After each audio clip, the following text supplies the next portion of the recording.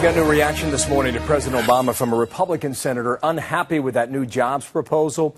Here is Kentucky Senator Rand Paul with a challenge for the White House. I have a message for the president. If you're for job creation, you can't be against the job creators. I've got another message for the president. We've got a bill that will help solidify 1,000 jobs in South Carolina. Pass it now. If you want to be in favor of jobs, pass this bill now. That's the senator from yesterday referring to Boeing's battle in Charleston. Senator Rand Paul, member of the Senate Tea Party caucus, with me now. How you doing, Senator? And good morning to you. Very good. Good to be with you. What's your idea, not just in South Carolina, but for the country? Well, the thing is we've had a Republican jobs plan that's been out there for about 2 months. All 47 Republicans signed on to it. And the president acts as if, because he's now got a plan, that we're supposed to accept his plan, that the compromise is we accept his plan. Well, really, compromise means he comes and listens to us. He came and gave a campaign speech to us, and we listened to him. Now he needs to listen to us. We think you should balance your budget, that would send an enormously good message to the marketplace, and the economy would begin to recover when it shows like we're going to be responsible for our bills. We think we should have a regulatory moratorium, no new regulations. In fact, I think we should repeal a regulation each week until the economy recovers. I think instead of bashing corporations and bashing American business, he needs to say that he's going to make the Bush tax cuts permanent so we don't threaten to take and raise these taxes on businesses.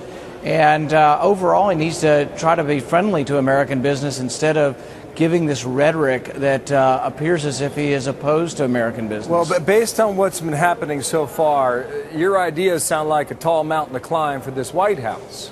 And not only that, but the jobs plan seems like it's dead on arrival for so many senators. I've got a list of 12, 11 of whom are Democrats, one independent, Joe Lieberman. They've got all kinds of issues with this. Senator Webb, a Democrat in Virginia, is against the tax increases. Senator Landrieu out of Louisiana is against the oil company tax subsidies. I mean, you're not alone, which leads to the question, is it dead on arrival? Well, see, the thing is it's not the way it should work. It's not that the president gets to tell us, pass this now, these are my ideas, and you pass all of them now or you're irresponsible. Our message to him is, we have a jobs plan. Why don't you come and listen to us? And then why don't we have a meeting in the middle somewhere where we can agree to some things? But that doesn't come from him giving us this imperious pass this now. It comes from him coming and listening to us and listening to the taxpayers, listening to the job creators. He needs to have a discussion with Boeing. Yeah, I apologize for the interruption, but it seems that the White House, there's some crack in that right now, because there are indications that they may be willing to reach some sort of compromise to get the deal done. Do you believe this is a make or break moment for this presidency? I think so, and I think they're starting to sense that their regulations that they keep heaping on us are killing jobs. The Obama administration gave us $10 billion worth of new regulations just last month. This year, over $60 billion worth of new regulations. But just last week, they backed off on one, and we're going to start trying to counteract some of these regulations. American businesses are frightened of their own government. That's the problem.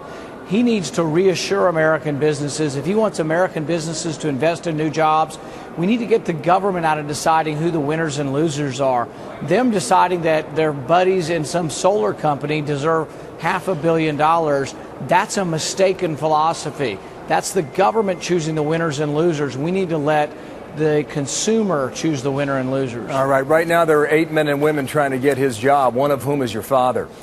Here was a question from the other night about taxes in Texas. Listen here. I'll get you to react. Congressman Paul, you're from Texas. Does your governor deserve all that credit? Not quite. I'm a taxpayer there. My taxes have gone up. Our taxes have doubled since he's been in office. Our spending has gone up double. Our debt has gone up nearly triple.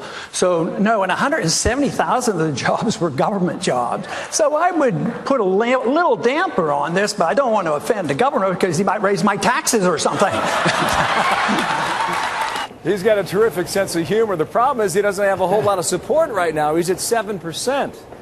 How's Dad doing, Senator? Well, you know, I thought that was one of his best moments in the debate, really. And interestingly, depending on the polls, some of them have him as high as 15%.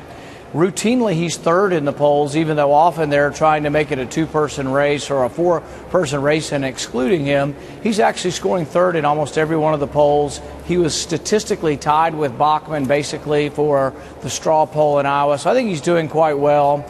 And I think there really is a Ron Paul wing to the party now. He's brought a very intelligent discussion to a lot of things that really people were not thinking through before. Well, he thinks his time is arriving now. We'll see. Senator, thank you for your time. Rand Paul, the son, speaking on behalf of the father this morning. Thank you. Thank you.